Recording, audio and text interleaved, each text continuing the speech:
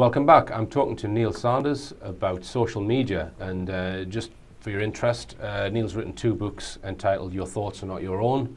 One about mind control, mass manipulation and perception management, and the other one covering marketing, movies and music. But we're focusing on social media today, and we've been talking about how people's behaviour seems to change when they're on social media, and we've discussed the reasons why that is. But again, I'll just come back to the question, how much of it, this bad behaviour, you think is being planned and organised, and how much of it is just an accident? Well, I mean... And why would they want to do that?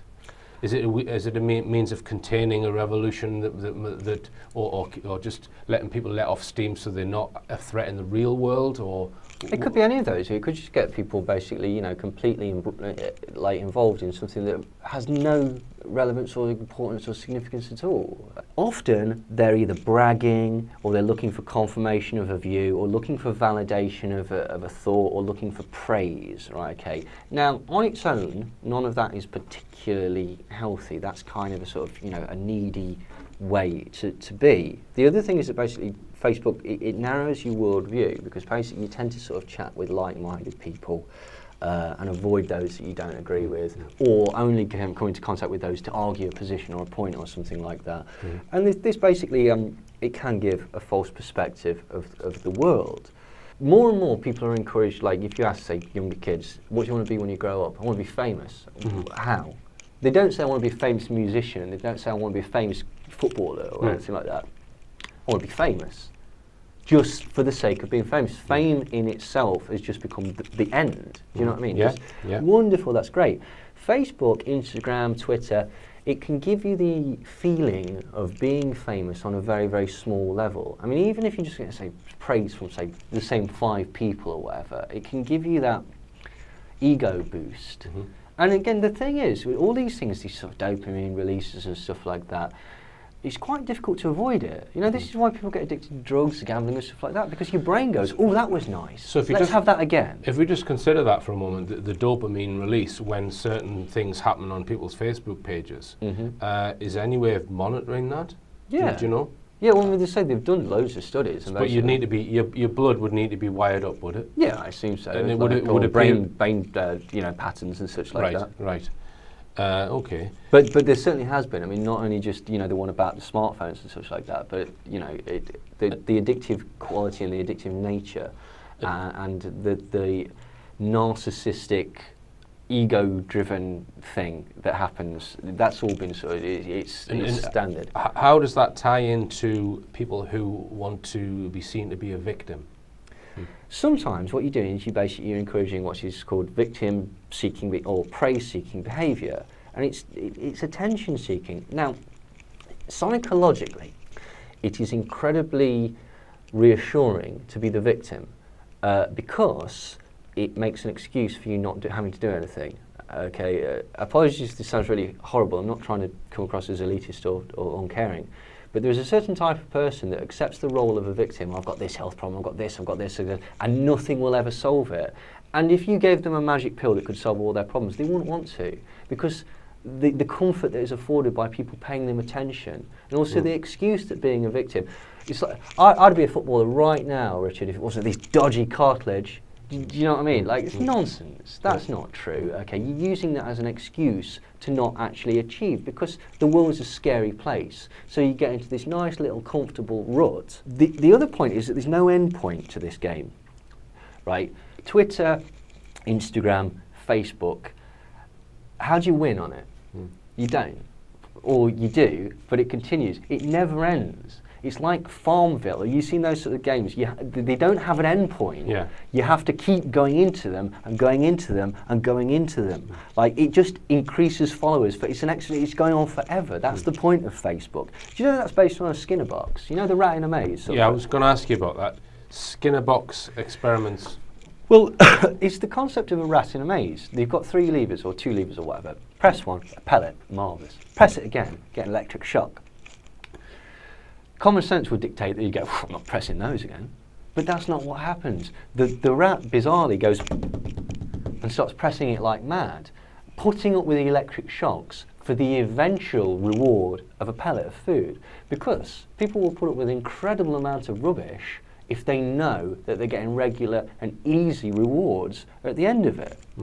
And so this is what happens, but that's a way of continuing this game, so to speak, that you've got caught up in. I mean, essentially, what is it? It's electric sewing circle, isn't it? That's all it is. It's like a multimedia bragging post. That's all. Sewing circle meaning a group of women who get together and sew and gossip. Gossip. Yeah. And you know what? And it's so easily manipulated. This concept of lynch mob mentalities and stuff like that. There's one or two stories that have appeared in mainstream media, which is mainstream media commenting on things that are going down in social media. Okay. So they'll cover a story, but they won't cover it firsthand. They'll say social media is awash with X, Y, and Z. So in other words, the story's not plausible enough or good enough for them to cover it, but they're going to kind of take a little bit of a swipe at it by saying that this is just on social media. So I think stories are being planted in social media because it is a competitor to mainstream media, is it not? Of course it is a threat. Yeah. I mean that's the other thing I said. I just want to reiterate that basically I think that the circumstance, this isn't people being stupid, this is people being encouraged to act in a certain way because of the nature of the medium, basically.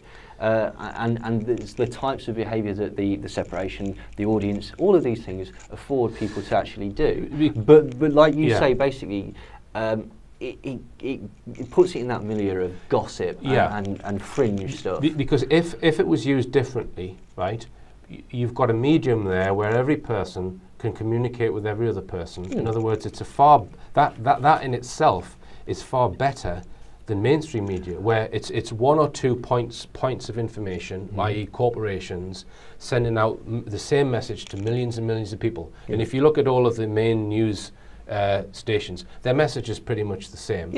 And those people get very little right of reply. So it's one-way traffic, and it's a small group broadcasting to millions, whereas social media has the potential to be organic. And if it was used properly, with a lot of what we're discussing now was kept to a minimal amount, it has the potential to absolutely overthrow mainstream media if people were truthful, left their egos behind, shared information honestly, and helped one another, etc. It has potential, so maybe that's why. You've got to be first, Richard, because it's the internet. If I don't put this up right now, somebody else will put it up and stuff like that.